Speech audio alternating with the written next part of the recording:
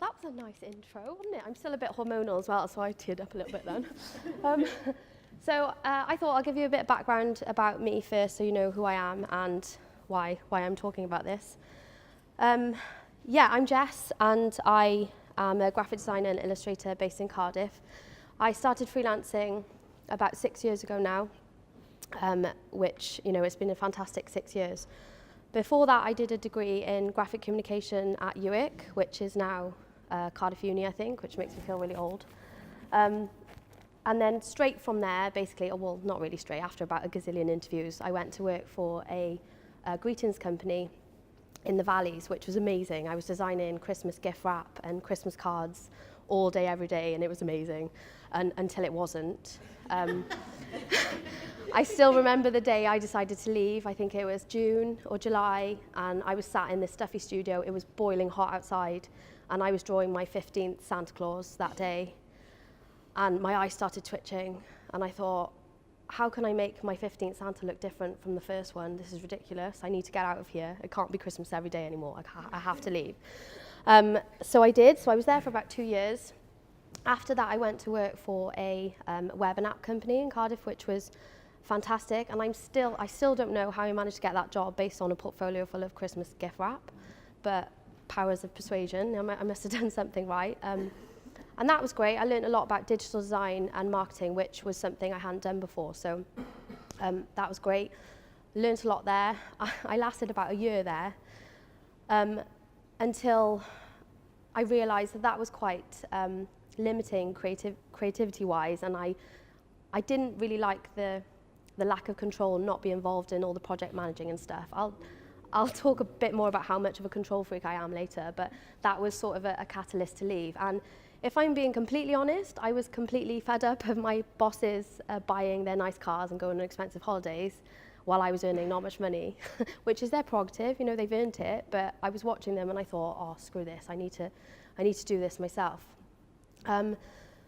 So yeah, I left there in 2012 to go it alone in the big scary world of freelance. And while I was there, I was doing some freelance work for a couple of clients, which don't tell my boss. It's too late now anyway. But so I had a couple of clients ready to go. I went home. I cried hysterically for about 3 hours, wondering what the hell I'd done and whether it was the right thing to do. But I can honestly say that 6 years later, it was the best thing that I ever did, and I've never really looked back. So 6 years later, there are 3 of us now. Small growth, but as you'll find out, I've been a bit busy. And we work on everything from branding, print marketing, infographics, and more recently, animated promotional videos for clients all over the place. And it's been amazing. I've gone from working on, you know, small logo projects for friends and family to working on big contracts for clients like Confused.com, the Welsh Government, Sainsbury's, well, to name a few, there's quite a lot. So it's been amazing, and it's been really, really rewarding, and I don't think I could ever go back to working for anybody ever again. I've also, in the 6 years, managed to collect a couple of awards as well, which was really surprising. I sort of started off, someone suggested to me that a good way of trying to practice explaining your business and who you are is to fill in some application forms and sort of get the flow of what you're saying and trying to sell yourself. So I did. I never expected to be shortlisted for any, but I was.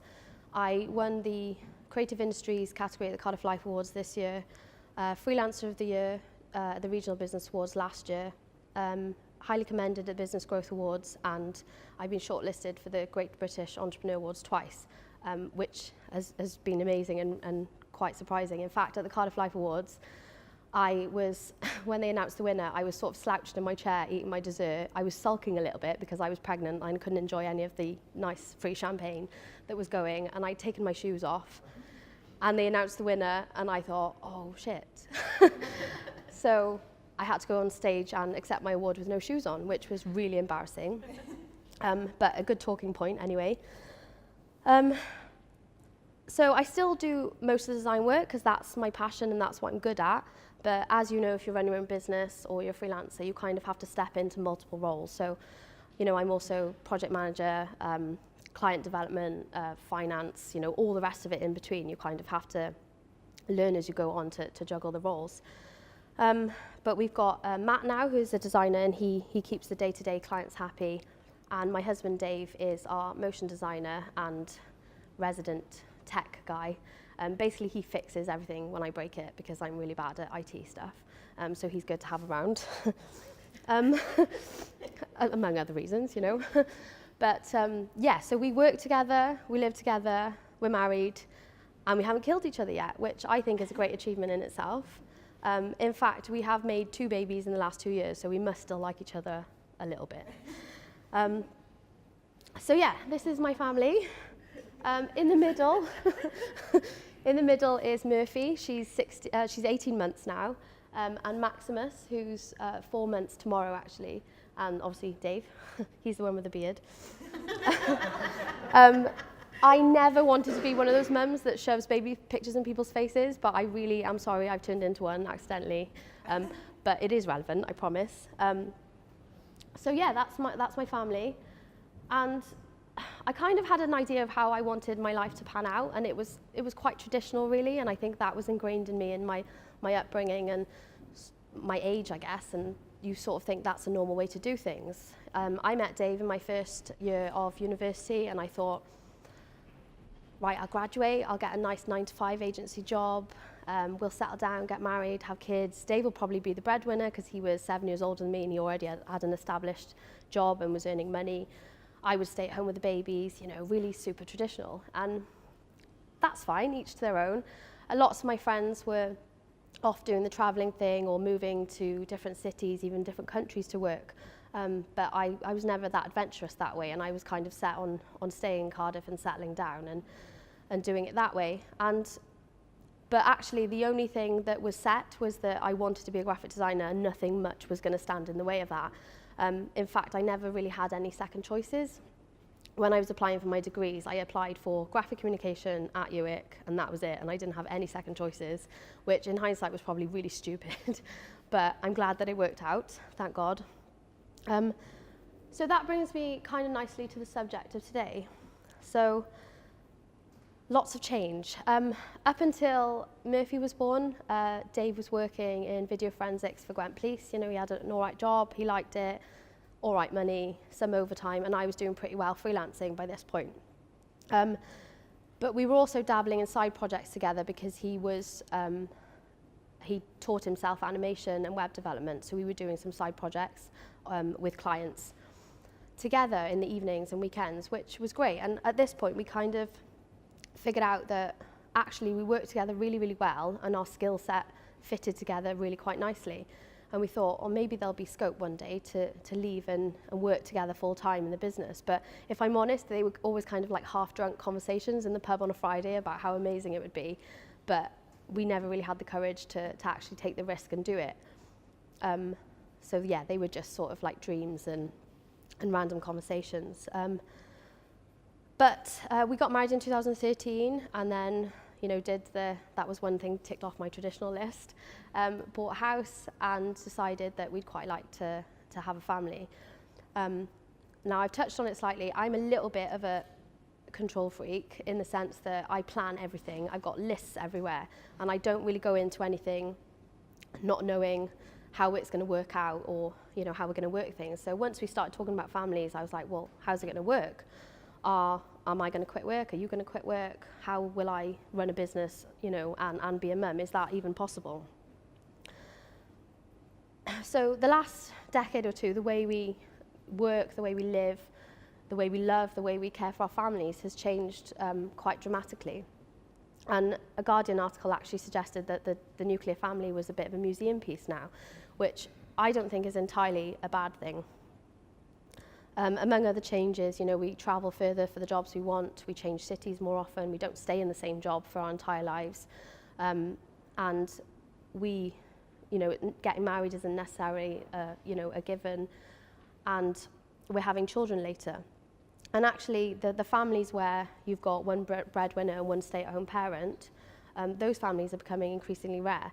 And I think part of that reason is because for most families, 2 incomes is a necessity. You know, we just haven't got the choice of, you know, I'm just going to stay at home and you can go to work.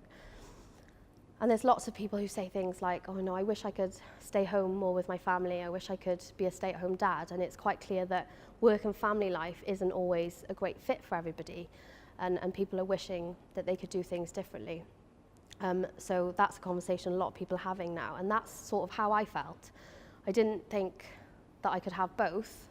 Or if I did, I thought one was going to suffer. So, choices. So can we really solve the work-life balance puzzle?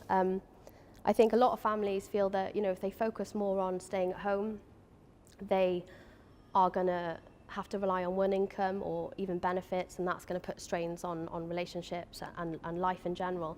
And we do know from studies that, time-wealthy families are less pressured and are happier, which, is just common sense, really. So being in a loving, committed marriage, we talk about this stuff, and also because I'm a massive control freak, we talked about how it was going to work. And actually we worked out that we probably had 3 options. And I've got to be honest, we felt extremely lucky to even have 3 options, because most people don't. So the first option, because of the change in the law with paternity, maternity pay, you can sort of swap and change it. So Dave could take 6 months off and I could carry on working, which means I wouldn't have to turn work away, and clients hopefully wouldn't go elsewhere, so I could keep that business running. And then after 6 months, we could look for childcare. The other way around, I could take six months off and Dave could carry on working, and then we look for childcare. But there was problems with both those options. Dave wanted to be as involved as I was in the very beginning of Murphy's life. And also, if I took 6 months off, I was probably going to have to start from relative scratch with the business when I came back in 6 months, because who's going to wait for me to come back? They're going to go off and find another designer. So the last option was that we actually take a risk and go into business together and try and work it out. And there was a lot more risk with this, but actually it was probably the best choice for us, because we both got to be involved and we both got to get to shoulder all the responsibilities together. And we felt that that might work better for us. Decisions. So I love my job, as I've said, and by this point it'd been 4 years and I'd built up the business and it was doing really well, and I wasn't going to let that go down the pan. As I said, I wanted to be a designer and it was working for me. But more than that, I wanted to build something that was going to benefit my family financially, and also in the long term be lessons to my children about following your dreams and working hard and perseverance. And by this point, Dave was kind of fed up of visiting horrible crime scenes and taking photos and stuff, and was much more enjoying working with me on animation projects for really cool clients. So he was kind of on board. And we worked out that perhaps we had more potential together than we did separately, working in different roles. If there's one thing I've learned over the last 6 years, is that if there is no risk, there's probably very little reward. And saying that, we didn't jump into it blindly. We still had to work out how we could implement Dave's skills and offer more services to involve him so he could, play an active role and make it worthwhile. And also there was still the question of time off. I was going to have to take some time off. I couldn't give birth on the Saturday and go back to work on the Monday. It just wasn't going to work like that. So we still had the questions of keeping clients, sustaining the business, earning enough money to have some time off, and working it that way. But as I said, ultimately we decided that rather than one of us be responsible for earning the money and the other responsible for raising the children, it was much better that we work as a team and be responsible for everything together. And that's the way that we work best. Adapting. So that's me working about 2 a.m. with Max on my shoulder. Not the easiest. Luckily I'm left-handed. He prefers the right side. We're not unique. We've got a few friends and family that have found themselves in similar positions, and they've found ways of working it out. And there's no right or wrong way, but it's just about being able to adapt to your life and sort of making your own rules. And people are doing it. People have to adapt. So he handed in his notice and the adventure began. Again, there was a lot of oh my God, what have we done? This is probably the worst decision ever, but actually it was the best decision we ever did. But it wasn't completely smooth sailing. We decided that 2 months was probably enough. time for me to take off. So we started letting clients know that I was going to be off for a couple of months, and most of the responses were great, but we had some that were, well, what's your contingency plan? Have you got cover for the whole time you're off? Which I wasn't expecting really, because I didn't work for them full time. But as you know, if you're a freelancer, you run a business, instead of one boss, you've got loads of different bosses and they all demand something of you. So that was quite a shock to the system. So that sent me into a little bit of a mild panic. So we had to review the situation and find a way around it. So we started to look for a designer that could cover me for the time that I was off, which actually worked out really well because we could still earn money and keep the business going and take a little bit of time off. But it wasn't my plan, and my control freak nature, I was like, I don't know how I'm going to work this, somebody else doing the design work, it's going to be really stressful. But it did work out, and he's still with us now. But how much time of that 2 months do you think I managed to take off? Any guesses? About 3 weeks. Yeah, 3 weeks I managed to take off completely. So it was pretty much like giving birth on Saturday and going back to work on Monday. And it was really, really hard, especially since having a baby was a lot harder than I thought it was going to be, which I'm sure everyone says. And massive hats off to any single parents who do it, because I have no idea how you do. There's 2 of us and we're still strung out and really tired.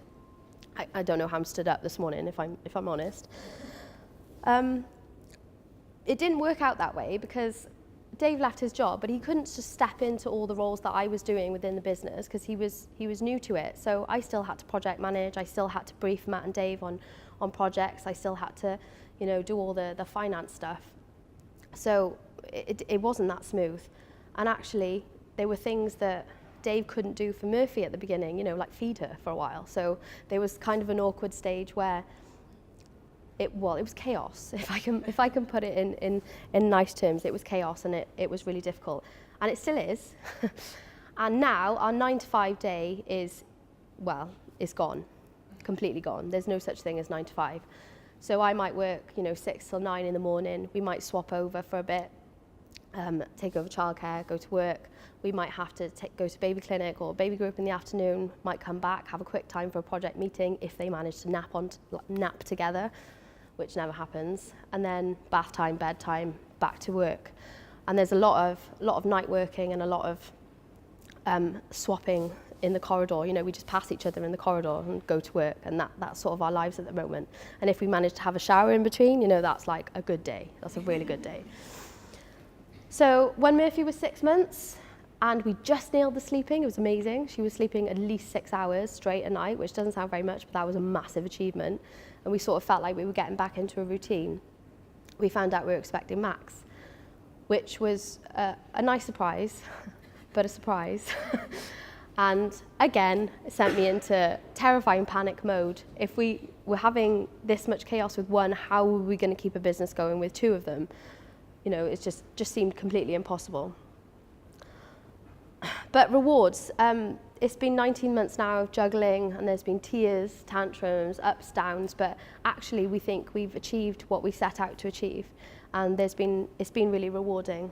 We managed to do what we love together, run a business together, and we've managed to be home and be there for every milestone of our children's lives, which was a massive thing for us, and something that was sort of a goal at the end of it all, really. I had a bit of criticism for it, going back to work, and there's still sort of you should have made your baby's priority, you should have taken a lot more time off. But actually, if you think about it in the bigger picture, which we're building something that's going to give them a better life, and they're hopefully going to learn some valuable lessons from what we're doing. Work hard. You can make things happen if you work hard enough. So I think we're achieving that, with very little sleep, which I'm really, really happy with. So the future, the subject of flexible working is coming up more and more these days, and it's more of a conversation, which is great. And more employers are sort of realizing that they need to be a little bit more flexible and adapt to their employees' circumstances to be able to retain their talent and attract great staff. So that's fantastic. So it's not just self-employed people who are getting the opportunity to balance their work and family life. But there is still issues with it, because some people think that if they are asking for flexible working, they're somehow saying that they're not as committed to the role as they should be, or that they're having to make up that time when they are working to have the benefit of flexible working, which, of course, isn't the way to do things. And there's also a need for fathers to have the same opportunity as mums, because there's always talk of like women and maternity leave, but actually more and more fathers now want to have a more active role in their children's lives, which is amazing. But we still need to have that conversation about how that works. So there's some equality issues there still. Blending. So our work and family life blends together. It's not separate at all. There's no such thing for us. As I've said, the 9-to-5 day is gone. But actually, we've built up some really great relationships with clients who think nothing of receiving a draft of some work from us at like 11:30 at night or 5 in the morning, which I thought would be an issue. But actually, what I've learnt is, as long as you still deliver on quality, you still deliver what you've promised on time, on budget, then they don't care how you're managing your time. And actually, why would they go elsewhere if they're still getting what they need from you? So the 9-to-5 thing is just something that I think is in our heads that should be. And more than that, it doesn't need to be separate anymore. I think that actually introducing some personal elements of your life into your like blog posts and social media can actually inspire a connection sometimes.